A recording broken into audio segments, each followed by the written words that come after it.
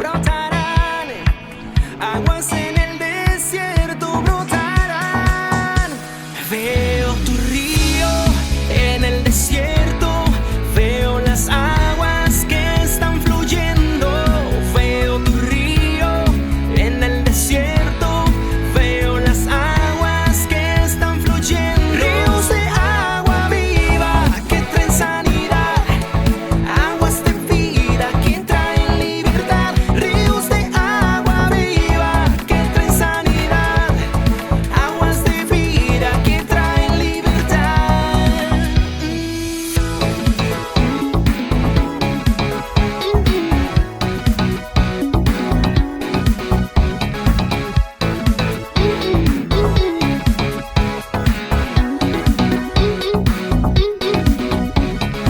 Aunque esté en medio del polvo y del desierto, en medio de la tierra seca y de tanto lamento, los desiertos se pondrán tan verdes como las montañas. Brotarán aguas en abundancia, brotarán aguas en el desierto, brotarán. Veo tu río en el desierto, veo las aguas que están fluyendo. Veo tu río en el desierto, veo las aguas que están fluyendo. Ríos de agua viva que traen sanidad, aguas de vida que traen libertad. Ríos de agua viva que traen sanidad, aguas de vida que traen libertad. Dios le bendiga, amigos bellos. Nuevamente aquí en la Escuela de Jesús. Hoy es la clase número 4 del segundo nivel. Así que espero que sea de bendición. Hoy va a ser una clase muy diferente. Hoy le voy a hacer puras preguntas. Hoy le voy a dar los textos para que ustedes, y le voy a hacer las preguntas para que ustedes la discutan con el maestro, el maestro, el pastor de los tabernáculos de David. Así que va a ser algo muy diferente. Voy a terminar con la historia de Moisés. Yo digo la escuela de Moisés. Y de verdad que Moisés fue una escuela. Pero allí vemos a Cristo por todas partes. Tipo de Cristo en todas las áreas. Así que vamos a empezar. Lo primero que vamos a ver es que la intención de Dios siempre fue sacar al pueblo de Egipto, pero para que no volviera atrás, ¿no? Y igualmente con nosotros, pues cuando Dios nos saca de las tinieblas y nos lleva a su luz admirable, el que empezó la buena obra la perfeccionará. Cuando Dios era el que está obrando, nosotros no podemos retroceder. Nosotros, como decía el apóstol Pablo, había mucha gente que retrocedía, pero los convertidos no somos de los que retrocedemos. ¿Ves? Entonces, aquí podemos ver que Dios, el plan de Dios, siempre fue sacar al pueblo de Egipto y que entrara a la tierra prometida. ¿Ves? O sea, es como dice el libro de Romanos. Cuando está el libro de Romanos, habla que nos escoge ante la fundación del mundo y nos glorifica. O sea, nos escoge para glorificarnos al final. O sea, es el autor y el consumador de la fe. Esa misma fe que nos impartió para que nosotros podíamos creer en Él, esa misma fe Él la va a sostener hasta el final. ¿Ves? Entonces, Dios va a estar siempre con nosotros. O sea, pase lo que pase, siempre, si Él nos sacó, Él va a estar hasta el final con nosotros. Si Él nos liberó, Él va a estar al final con nosotros. Así que le voy a hacer algunas preguntas y les voy a dar los versículos para que los estudien. Yo después me conecto con los pastores de ustedes o los líderes de ustedes. Éxodo del 13 al versículo 17 al 22 habla ya cuando el pueblo de Dios estaba llegando al Mar Rojo para cruzarlos. Ahí, Éxodo 13 del 17 al 22, yo le voy a hacer las siguientes preguntas. ¿Por qué Dios escogió el camino más largo para sacar al pueblo? ¿Por qué Dios escogió el camino más largo para sacar al pueblo de Egipto? Otra pregunta que les quiero hacer. ¿Pudiera haber hoy para algunos caminos más cortos y para otros caminos más largos para la liberación total? ¿Ves?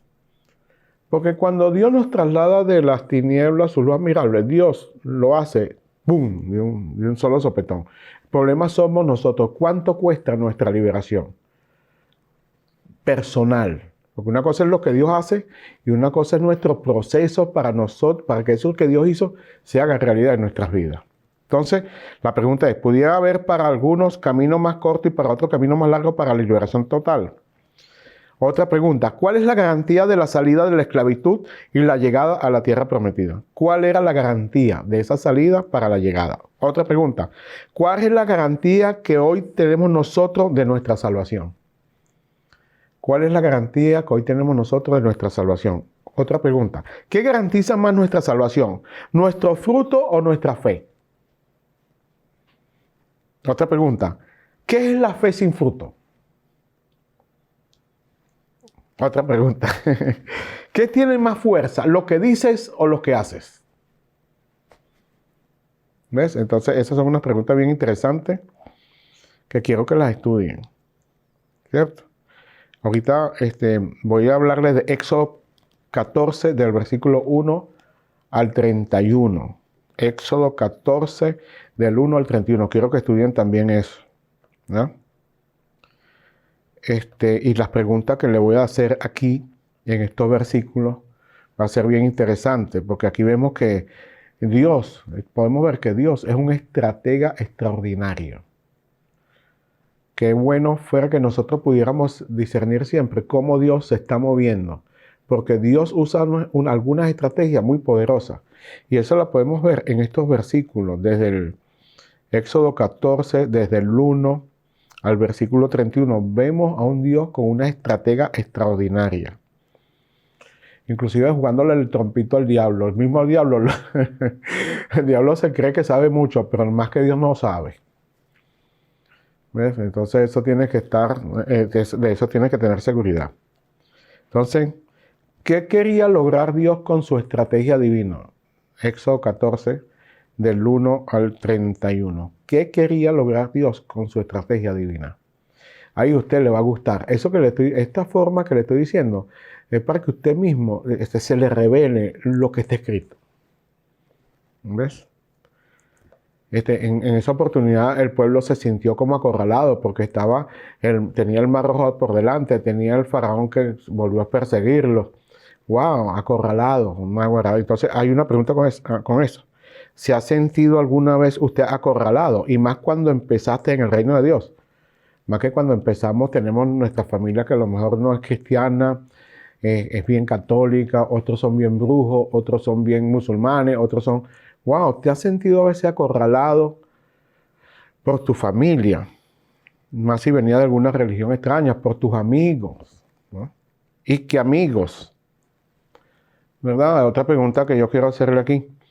¿Será que los yugos desiguales te pueden acorralar en un momento determinado de tu vida? Tanto en las sociedades, cuando hablo de sociedad hablo de empresas, como en las familias o en el matrimonio. ¿Hasta qué punto los yugos desiguales siempre como que acorralan? ¿Qué tienes que hacer cuando te sientes acorralado? A mí yo me acuerdo que hay muchas personas que llegan a mí, uy, pastor, tengo este problema desde que me convertí, wow, tengo esto, creo que voy a perder esto, voy a perder lo otro, no sé qué hacer. Mi familia, los amigos, y bueno, pues se sienten como acorralados. ¿Qué tienes que hacer cuando te sientes acorralado? ¿Cuál es la orden del cielo cuando estés acorralado? ¿Qué orden le dio Dios al pueblo o a Moisés en el momento que se sintieron acorralados? Y aquí hay algo bien tremendo. Usted puede leer ahí y usted puede darse cuenta de una pregunta que le quiero hacer sobre quién tenía la esperanza del pueblo. ¿Hasta qué punto Moisés era responsable de la libertad del pueblo? ¿A quién atacó el pueblo cuando se sentía acorralado? Tranquilo que son bastantes preguntas, pero eso usted le consigue respuesta fácil. Según esta escuela, ¿los pueblos son fácil o son difíciles? Dime tú como pueblo, ¿tú eres fácil o eres difícil? ¿Ves? ¿Los pueblos son fáciles o son difíciles? Si son difíciles, ¿será que son difíciles porque no todos eran pueblo de Dios? O había muchos infiltrados que no eran pueblos, eran extranjeros y se habían colado ahí para chupar bendición, pero no había, por así decirlo, entre comillas, como conversión para aplicarlo a estos tiempos. ¿Ves? Porque los que se rebelaron eran extranjeros o eran del pueblo al comienzo. ¿Ves? ¿Cómo tienen que estar revestidos los líderes para aguantar las pelas de los pueblos? Pobre Moisés, mano. No, yo cuando pienso en Moisés, pienso a todo lo que renunció y todo lo que está sufriendo aquí. O sea, como si fuera la mamá de Moisés. Ay, Moisés, ¿quién te mandó? ¿Quién te mandó? Estabas tan cómodo en el palacio allá con tu faraón. ¿Quién te mandó? Entonces, ¿cómo tienen que estar revestidos los líderes para aguantar las pelas de los pueblos? ¿Qué es más fácil? ¿Sacar de la esclavitud a la gente o sacar a la gente de la esclavitud? Esa es otra buena pregunta. ¿Qué es más fácil? ¿Sacar de la esclavitud a la gente o sacar a la gente de la esclavitud? ¿Cuál era el reto de Moisés? ¿Y cuál era el reto de todos los líderes hoy día? Si me estás escuchando y tú eres líder, así que... Y última pregunta bueno, no es la última. ¿Será que hay tiempo de clamar, pero también hay tiempo de actuar? ¿O te la vas a pasar clamando toda la vida sin actuar? ¿Ves? Yo cuando escribí esto especialmente, me vino a mi mente que hay gente que está abusando de tu paciencia y de tu amor. Se está abusando, ya está bueno ya. A veces hay tiempo de aclamar, pero también hay tiempo de actuar. La gente siempre va a abusar. Tienes que ponerle, no sé para quién será esto, pero tienes que ponerle un punto ya. Dios es amor, pero a veces tienes que ponerle un punto. Es tiempo de actuar. Y cuando actúes, las cosas van a cambiar. Están jugando, te están mamando gallo, ¿no? No sé por qué te lo estoy diciendo, pues. ¿Ves? Otra última pregunta de este tema, de este capítulo es, ¿fue la fe de Israel la que hizo que el mar rojo se abriera? ¿O fueron los milagros de la apertura del mar y la muerte de los enemigos que produjeron la fe en ellos? ¿Qué abrió el mar? ¿La fe del pueblo? ¿O fueron los milagros y la apertura del mar y la muerte de sus enemigos que produjo después la fe en ellos? ¿Ves? Esa es una pregunta bien interesante y le voy a dar un Éxodo 14:31. Ahí está una respuesta. Así que seguimos. Ahora Éxodo del capítulo 25 al capítulo 30, ¿no? Son 5 capítulos. Ustedes lo van a ir leyendo y eso los va a enriquecer. Va a ser una bendición. Yo le voy a hacer 3 preguntitas aquí nada más. Voy bajando ya las preguntas, así que tengan paz. Cuando Dios tenía en su corazón que el pueblo le construyera un tabernáculo, ¿por dónde empezó Dios? Lean Éxodo 25, ahí está la respuesta. Aquí, mira, en esta forma que te estoy diciendo va a pasar algo interesante. Tú vas a recibir rema de la palabra. Wow. Y voy a tratar de que cuando leas entiendas, que cuando leas se te revele la palabra. Eso es lo que ando buscando. ¿Cuál era el propósito de Dios en ese santuario? ¿Qué le simbolizaba al pueblo? ¿Qué le simbolizaba al pueblo? Diga brevemente cómo estaba constituido con todos sus utensilios y significado aplicado al día de hoy. Diga brevemente cómo estaba constituido el tabernáculo, pues, con todos sus utensilios y significados aplicados al día de hoy. ¿Están entendiendo? Esto lo van a leer de capítulo 25 al capítulo 30. El tabernáculo, cómo estaba constituido y qué significaba todos los utensilios que ya estaban, hasta las cortinas. Las cortinas son bien interesantes.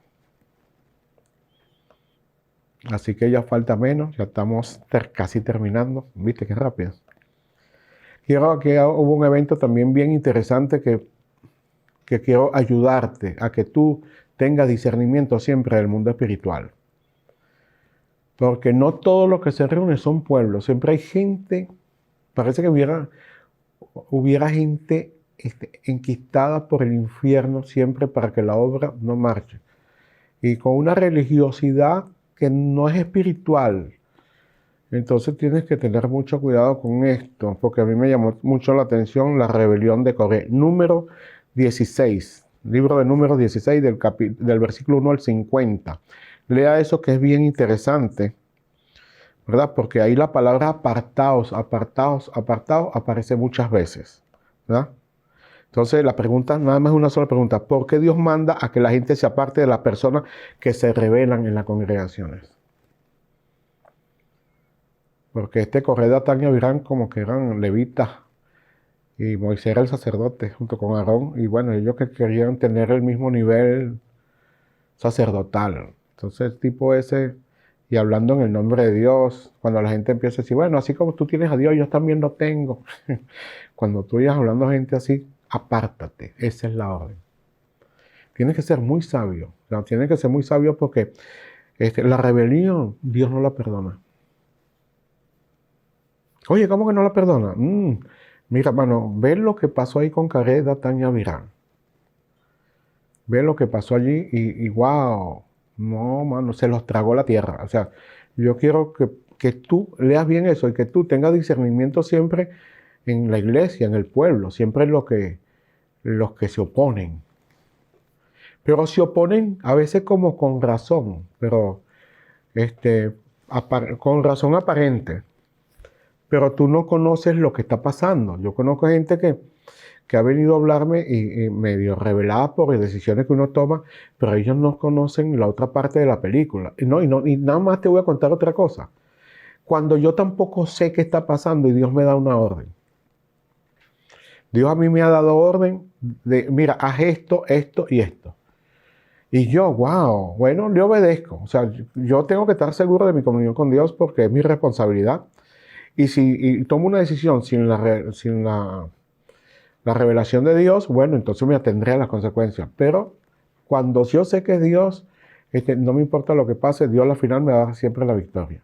Así que, ¿por qué Dios manda siempre a las personas que se rebelen, a que te aparte de las personas que se rebelan contra el liderazgo de la iglesia, contra la congregación? ¿Ves? Y otro punto que te quiero hablar, Éxodo del 32, del 1 al 5. Quiero hablarte de Éxodo 32, del 1 al 5. Oye, lo triste que pasó cuando Moisés estaba en el monte buscando las leyes del Señor. Y que cuando baja se consigue con la sorpresa que los tipos habían hecho un becerro de oro. La pregunta que te quiero hacer: ¿qué le pasó a Aarón y qué le pasó al pueblo allí? ¿Cómo Aarón consintió hacer el becerro de oro?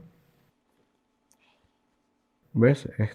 Y más con la plata, con lo que Dios lo había bendecido cuando salieron de Israel, con la unción de despojo que hubo, que los egipcios les entregaban de todas las cosas de oro, zarcillos, anillos y todos. Hermano, y una unción de despojo en justicia, porque ese fue un despojo en justicia, porque los egipcios habían explotado por muchos años al pueblo de Dios, y Dios ese despojo lo hizo en justicia. No porque Dios quiso robar a la gente, no, esto no es robo, esto es justicia. Entonces, ¿qué le pasó a Aarón y qué le pasó al pueblo? ¿Qué le pasó cuando vieron todos los milagros? ¿Qué le pasó? ¿Qué pasó allí? ¿Por qué? Por eso es que el sacerdocio de Aarón será que desapareció. Eso ya no existe. En la gracia es un nuevo sacerdocio según el orden de Melquisedec. ¿Sabe? Y hay una pregunta que te quiero hacer, pero no la tomes, o si la tomes, o no sé. Pero vino a mi espíritu. Y yo te la voy a, no sé si es una pregunta o es algo un poquito fuerte, ¿no? Y me perdonas por esta pregunta, pero no es para todo, eso debe ser para alguien en especial. ¿Cuánto dinero te falta para terminar de construir tu becerro de oro? ¿Sabes por qué? ¿Por qué será esto? Porque ¿será que soy yo que me vino eso a la mente de tanta gente que he visto que le ha pedido a Dios tanto y de lo que ellos recibieron y hicieron su becerro de oro, se desaparecieron y ahora viven para lo que hicieron? Dejaron de vivir para Dios y construyeron su becerro de oro y viven para eso. ya dependen de eso, ya será eso, no sé qué pasó. Entonces, ¿será que a veces las cosas no llegan porque Dios te quiere evitar que eso tú no lo sabes dentro de ti mismo, sino que en tu corazón tal vez estás llegar a tener eso para servirle completamente a Dios? Y es mentira. Mira, si tú no le sirves a Dios sin dinero, con dinero menos, olvídate ese cuento, así de sencillo. Hay gente que dice, no, yo primero quiero tener esto, y quiero tener esto, y quiero tener esto, y después que tenga todo esto, entonces le sirvo al Señor. Eso es mentira. Eso es mentira. Otra pregunta otra lección que quiero que leas, la guerra contra Amalek. Esto también es sencillito, Éxodo 17, del 8 al 16. ¿Cómo le ganaron la batalla a Amalek? Y segunda pregunta, ¿cuántas veces le has sostenido tú la mano a tu pastor? ¿Cuántas veces le has sostenido tú los brazos a tu pastor? ¿Ves? Porque a veces se pide mucho, pero aquí esta guerra se ganó porque hubo dos que le sostenían los brazos a Moisés. Y ganó, esta guerra la ganaron por la intercesión. Eso lo vas a aprender. Éxodo del 17, del versículo 8 al versículo 16. ¿Cómo se le gana la guerra a Amalek? Otra pregunta que te voy a hacer que no la tengo aquí. ¿A quiénes ataca Amalek? ¿A quiénes son quiénes son las primeras víctimas de ese espíritu amalecita? ¿Quiénes son las primeras víctimas de ese espíritu amalecita? Y terminando, la última pregunta. Informe de los espías, número 13, del 25 al 33. Aquí tienen bastante jabón para que laven. Aquí van a pasar. Lean de noche, tranquilito. De lo que te está invirtiendo en el teléfono, inviértalo ahorita en esta lectura. Se va a enriquecer mucho. Y este número 13 del 25 al 33, le voy a hacer una preguntita. ¿Cómo se puede mantener la fe en medio de un pueblo tan incrédulo? Esto es sobre el informe de los espías. Lo que los espías decían, ¿era verdad o era mentira? ¿Qué tuvieron más en cuenta los espías? ¿A lo que vieron o al Dios que tenían? ¿Qué pasa cuando eso pasa? ¿Ves? Así que ese informe, también hay otra pregunta ahí. ¿Por qué Dios mandó a los espías si Dios les había dicho que esa tierra ya era de ellos? Había necesidad de que Dios mandara a los espías, a los 12 espías, para verificar la tierra, o era que iba a ser una estrategia para ver cómo le iban a entrompar o algo por el estilo. Bueno, eso es todo, amigos hermanos. Espero que sea de bendición todas estas lecturas. Espero que se enriquezcan y yo sé que van a ser súper ministrados. Todos llévenlo al día de hoy. Porque el antiguo pacto, el Antiguo Testamento era sombra de lo que había de venir. El tabernáculo, te va a ver, hay tipo de Cristo por todas partes, todos los utensilios, qué tipo de Cristo. Y todo lo que aquí está escrito es para que nosotros aprendamos y no cometamos los mismos errores de este pueblo. ¿Ves? Eso también está escrito en las cartas paulinas, ¿verdad? Que siempre nos los pone como ejemplo. Lo que este pueblo atravesó, vivió, padeció, pero también como este pueblo fue tremendo. Entonces siempre el apóstol Pablo, oye hermano, mosca, que no nos vaya a pasar como les pasó a aquellos locos por allá. Nosotros, gracias al Señor, tenemos unas ventajas sobre ellos. Tenemos la palabra del Señor, tenemos el Espíritu de Dios dentro de nosotros, ¿verdad? Tenemos una congregación hermosa, o sea, le llevamos una morena.